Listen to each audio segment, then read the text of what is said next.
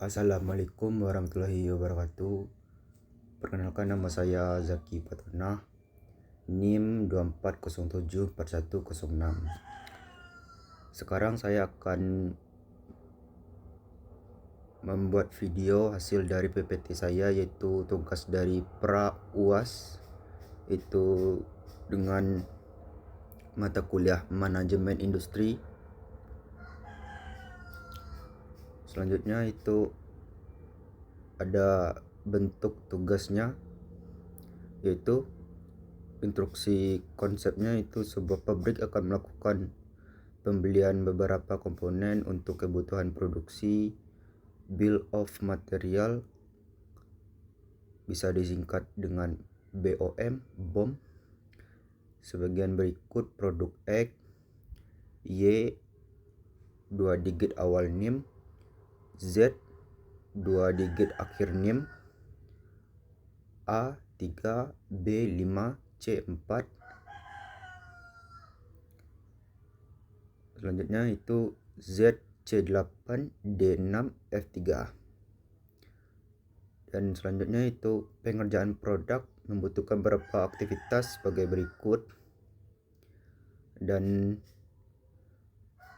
langkah-langkah tugas dari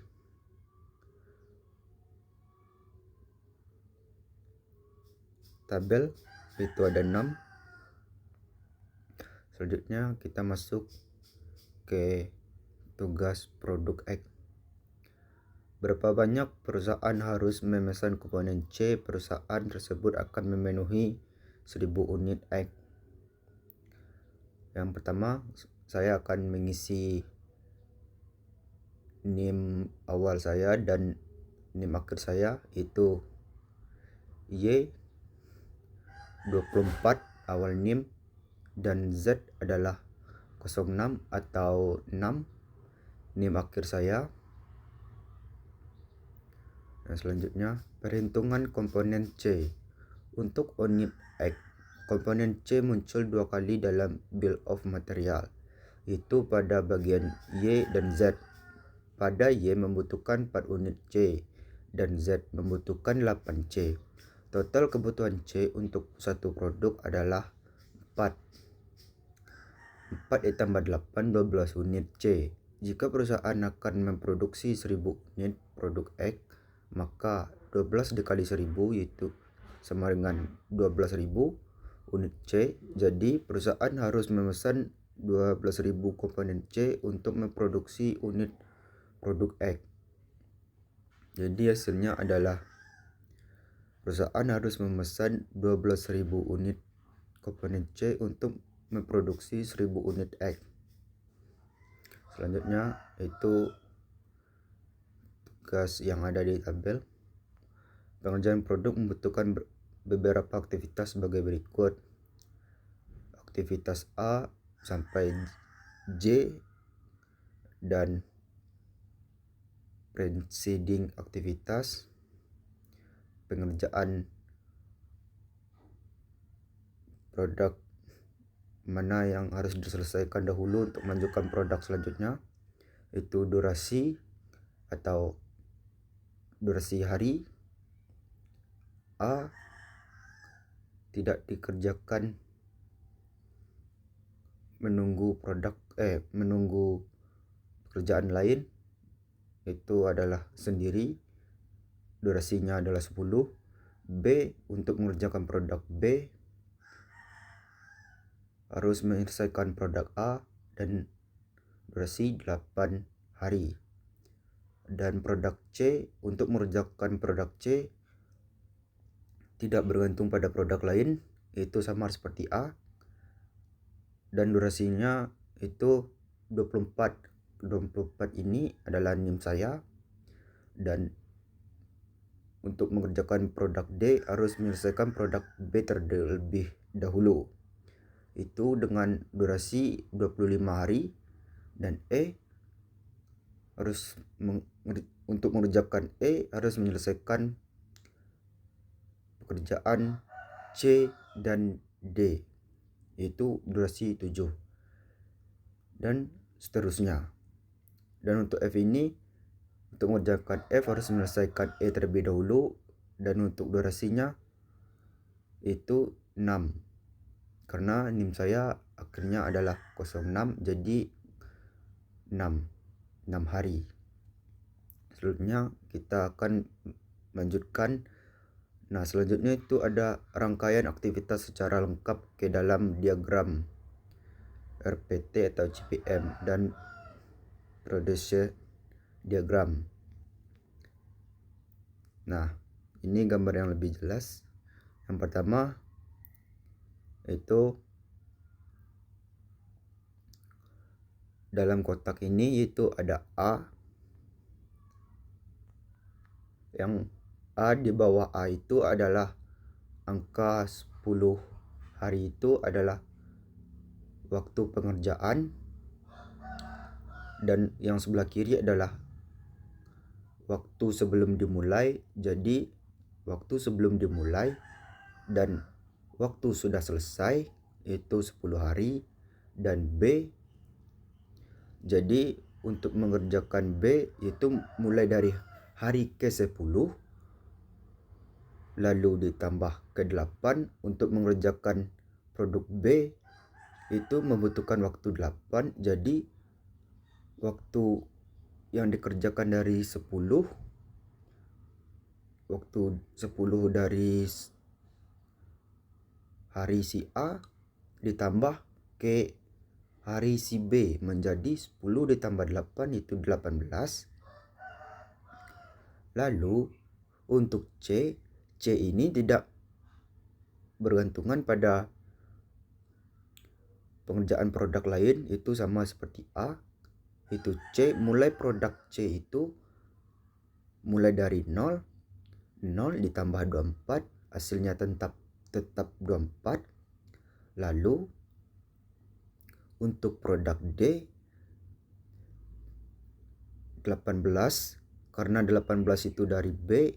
Untuk mengerjakan produk D kita harus menyelesaikan produk B terlebih dahulu. Itu produk B selesainya di 18 hari, maka kita akan mengerjakan produk D di waktu 18 hari ditambah 25. Itu 25 ini adalah angka atau hari D yang dibutuhkan untuk mengerjakan produk tersebut. 18 ditambah 25 hasilnya 43. Lalu untuk produk E, untuk mengerjakan produk E yaitu ada 2 produk yang harus diselesaikan. Nah, untuk 2 produk ini itu ada produk C dan D. Nah, karena 2 produk ini, maka kita pilih produk hari yang mana yang paling lama selesainya. Yaitu sedangkan C selesainya di 24 hari dan D selesainya di 43 hari. Maka kita akan mengambil hari yang paling besar itu 43, dikarenakan jika kita mengambil hari yang paling kecil itu akan merusak jadwal kita. Selanjutnya itu E tadi dari hasil pengerjaan produk D itu 43 ditambah 7 adalah dari hasil waktu yang dibutuhkan untuk mengerjakan produk E. Jadi 43 ditambah 7 itu 50. Lalu produk F, untuk mengerjakan produk F kita harus menyelesaikan produk E terlebih dahulu, yaitu dan ada 2 produk yang harus diselesaikan. Nah, mari kita lihat. Oh ya, untuk mengerjakan produk F harus menyelesaikan produk E terlebih dahulu. Nah, E nya kita dapat di hari 50 selesainya, maka 50 ditambah 6 menjadi 56. Lalu untuk G kita dapat di hari G. Untuk mengerjakan G harus menyelesaikan E terlebih dahulu. Nah, kita lihat ini untuk mengerjakan produk G kita harus menyelesaikan produk E terlebih dahulu. Produk E selesainya di hari 50 dan G ini 50 hari dari 50 E ditambah G 38, 50 ditambah 38 88. Nah, jadi dua ini sama seperti sebelumnya. Kita pilih angka paling besar untuk melanjutkan produk tersebut jika produk tersebut saling terhubung atau untuk mengerjakan produk tersebut harus menunggu produk ini. Lalu untuk produk H kita harus menyelesaikan produk F terlebih dahulu. F nya itu saya itu 6 di hari 50 tadi ditambah 6 menjadi 56.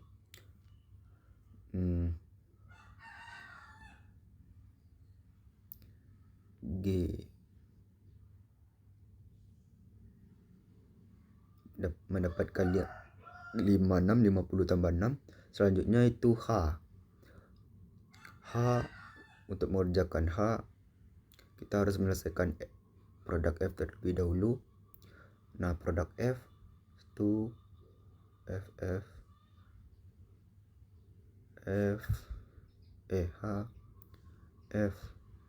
F nya di 56.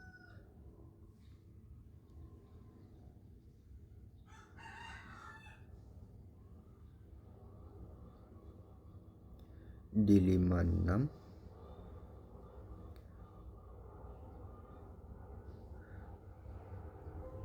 di waktu 56 hari ditambah 30 hari sama dengan 86 hari. Lalu untuk produk I itu sama, kita harus mengerjakan produk F terlebih dahulu, menyelesaikan produk F itu 56. Hasilnya 56 ditambah 23 sama dengan 73. Dan terakhir itu J, H, I, G. Untuk mengerjakan H, I, G itu kita harus melihat angka yang paling besar antara tiga ini. G hasilnya adalah 50 ditambah 38, 88. Dan H 56 ditambah 30, 86. Dan I 56 ditambah 23 sama dengan 73. Jadi yang paling besar adalah 88. Dan kita ambil angka 88 ditambah 25 menjadi 113.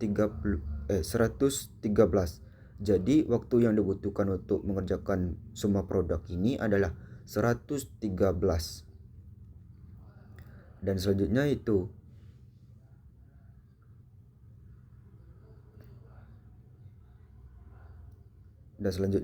yang pertama tadi kita mulai dari pengerjaan awal sampai akhir. Sekarang kita balikkan pengerjaan akhir sampai awal. Kebalikannya itu mulai 113 dikurang 25 sama dengan 88. Lalu tadi J ini terhubung 3, bukan terhubung, maksudnya untuk mengerjakan produk J ini, menyelesaikan produk J ini ada produk yang lainnya itu H, I, G. Nah, dan selanjutnya itu ada H, HIG ini ada H88 dikurang 30 sama dengan 58. 88 dikurang 23 sampai mendapatkan angka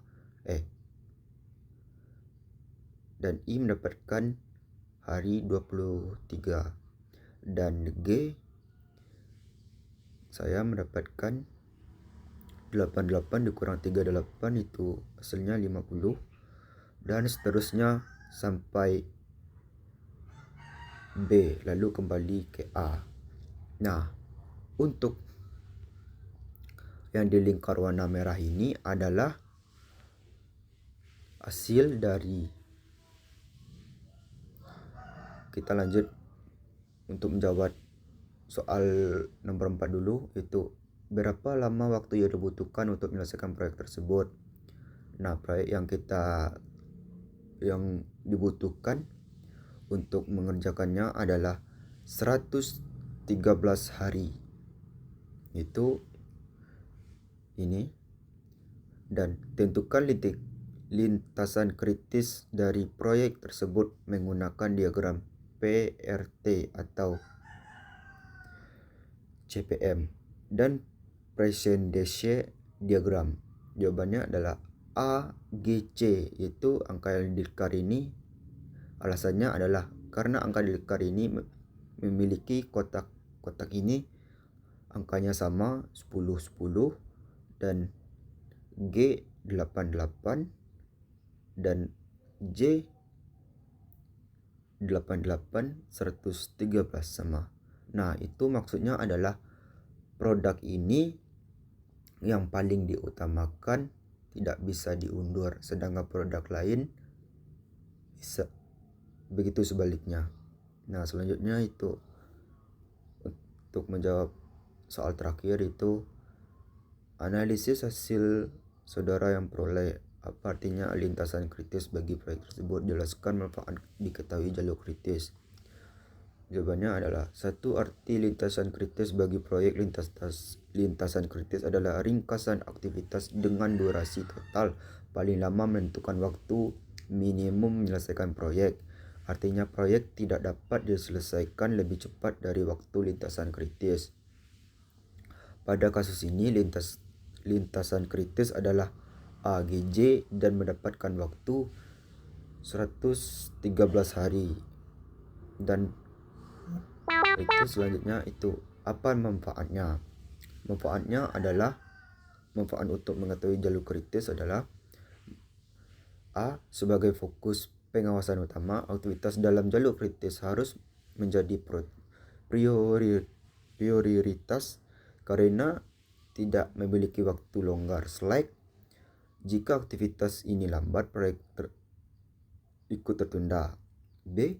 Membantu manajemen mengatur sumber daya. Dengan mengetahui aktivitas mana yang paling berpengaruh dalam waktu proyek, perusahaan bisa mengalokasikan tenaga, biaya dan alat secara lebih tepat. Dan C. Memudahkan pengambilan keputusan. Jika jadwal proyek harus dipercepat, aktivitas yang harus dipercepat pertama kali adalah aktivitas yang berada pada lintasan kritis. Ini mencegah upaya percepatan yang sia-sia. D. Mengurangi risiko keterlambatan. Jalur kritis ini memungkinkan manajemen proyek memprediksi potensi keterlambatan lebih awal dan melakukan tindakan pencegahan sebelum masalah muncul. Dan terakhir itu selesai. Terima kasih. Mohon maaf apabila ada kesalahan dalam menyampaikan materi tersebut. Saya ucapkan Assalamualaikum warahmatullahi wabarakatuh.